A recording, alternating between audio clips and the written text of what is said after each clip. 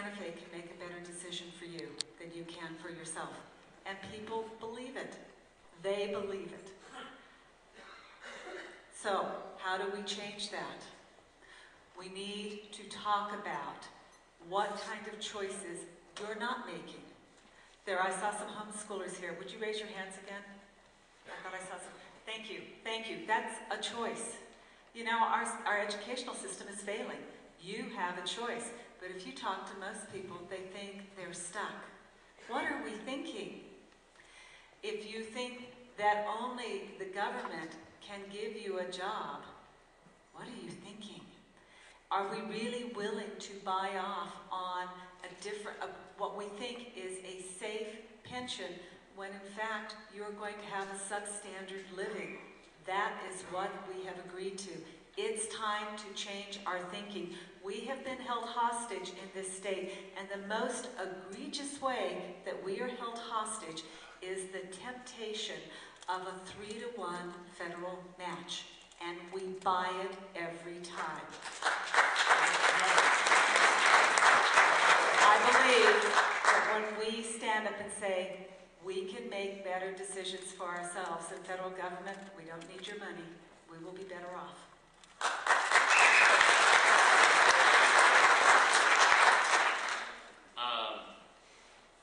Two things. One, I think the role of state government is really to get out of people's way.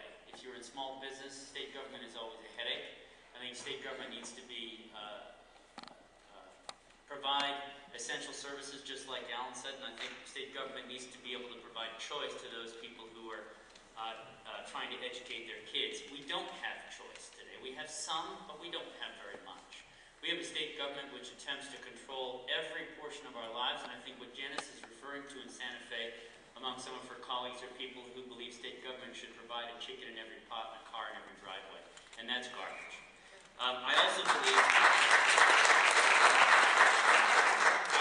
believe that state government ought to promote work rather than subsidize it.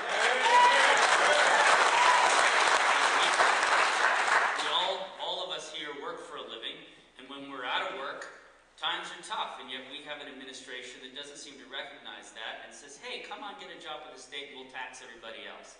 I think that's absolutely inappropriate. And finally, I think one of the roles of state government is to tell the federal government to get out of our hair. Just think back to 1994 when we had a wave of Republican governors winning all across the country. I think at one point we had 34 Republican governors. You had a very strong movement among those governors to go to Washington and tell Bill Clinton to leave us alone. And right now, we don't have that in this country. And I think in 2010, when we elect Republican governors around the country, and those Republican governors stand together and go to Washington and tell the Obama administration no, we will have far more power than we have today.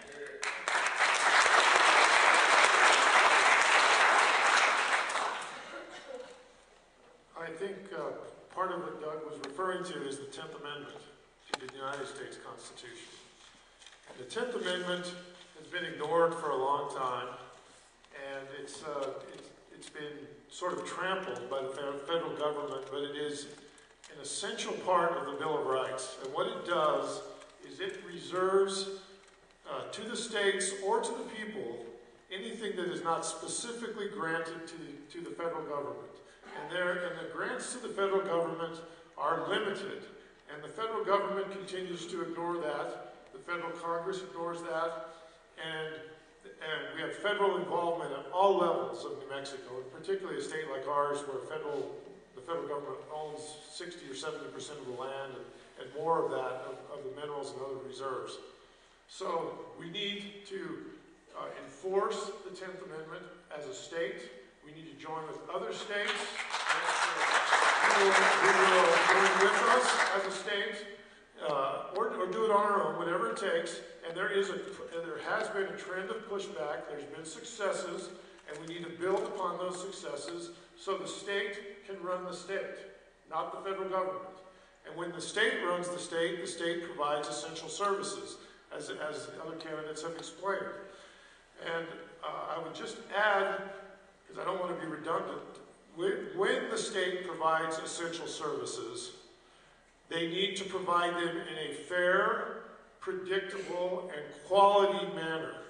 We have not seen that in this administration. We have not valued quality, predictability, or fairness. And all of those are what businesses look for when they want to grow, when they want to relocate, what families look for when they want to stay here. So we need a limited but fair, effective, and quality state government.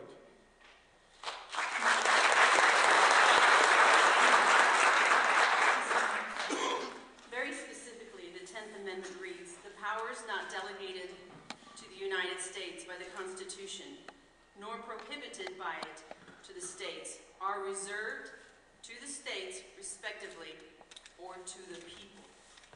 And unfortunately, our current administration has forgotten that last phrase, or to the people. They have stopped listening to the people who have said they must stop the crazy spending, they must stop the reckless spending and the waste and fraud that is lining their pockets. We have to make a priority list of what we want from our government.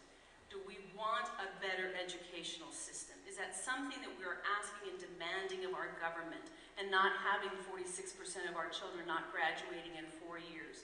Are we demanding from our government the ability for people to choose for their own families, whether they stay in that failing school, whether they go to a charter school, whether they are homeschooled, and whether their tax dollars are going to follow the child instead of those tax dollars staying in the school that is failing? Those tax dollars follow the child. You deserve the tax credit. It's your money that is paying for the educational system, and we shouldn't be trapping those children in those failing schools. And so, again, we have to remember that it is for to the people who decide what is best for their children and their education. We have to make sure to provide the good roads. We have to make sure that we provide a system that makes our state competitive for those jobs to come to New Mexico and stay in New Mexico. We have to create the environment that the people then decide how they're going to build jobs, create jobs, and make sure that the tax dollar stays in your pocket and not in Bill Richardson and Diane Denish's pocket.